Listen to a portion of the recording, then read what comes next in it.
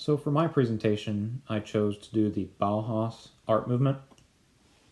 And upon first analysis and first look, I noticed a lot of irregular, organic, mostly lines and shapes, kind of just put in together on one canvas. And it was mostly abstract. A lot of it was. When it came to the architecture was a little bit different. It was more clean lines, linear lines, kind of a toned down colors.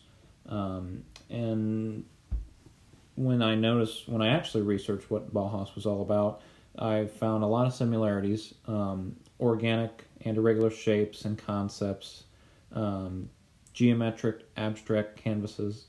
But the one thing I was wrong about, I thought a couple of them were historically influenced, and apparently one of the big concepts about what the Bauhaus art movement is not historically influenced. This was artists and just coming together, regular people coming together, trying to make a good piece of art that was not historically influenced or politically gained. And it follows, and more importantly, it follows more form over than function, and I'll show you some good examples of this. And the first work that I want to talk about is Yellow, Blue, Red. Yellow, Blue, Red artist was Wassily Kandinsky, and this was the first one I looked at over. And this one, you see a lot of lines, a lot of geometric shapes, and then obviously in the foreground and background there's some rectilinear shapes as well. And with all these lines and movement, it really comes together, and you can kind of put together in your own mind what you're looking at. And I feel like that was the strong concept made by Wassily. In Red Balloon, I feel like we have the same type of canvas. Again, a little more faded colors. Looks like it has some age to it. But this more is rectilinear shapes, and I think he was going for a abstract kind of building shape.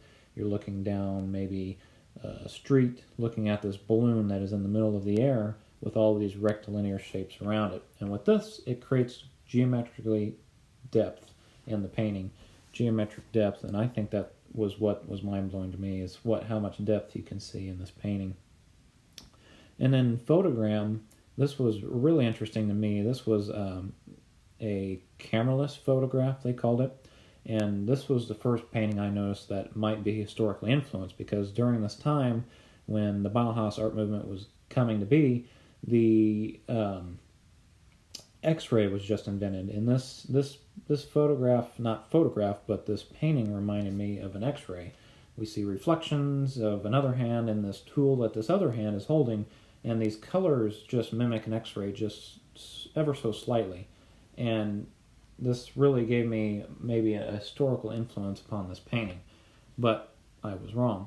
And then this building here by Walter Gropius, the Dessau, Germany, the Bauhaus building, it like I said earlier, it's a lot different than what the paintings are.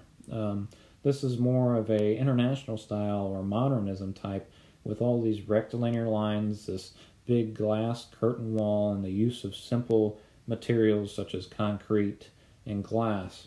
And it really is quite different from what the artists actually do on paper, and it is really interesting to me. And then finally, I wanted to do more of an interior design kind of look on the Bauhaus art movement, and this is the Wassily chair. The artist is Marcel Breuer, and some things I noticed on this one, the material is much different. It reminded me of sort of a camping chair, as you would see when you go camping, those type of chairs. The form kind of fits to your body. This one might not as much. It looks like to me that the stainless steel might kind of cut into your legs, might be uncomfortable, but this is a really good kind of example of form over function. They definitely focused on the design of this for looks and maybe not for feel, and that's why this chair can possibly be very uncomfortable to me as it looks from my opinion. And then some important artists on this time was Walter Gropius, that first building we saw. He went to Bauhaus School of Art and became one of the best modernist architects. A couple painters, Joseph and Annie Albers, They both have work from the United States and Europe.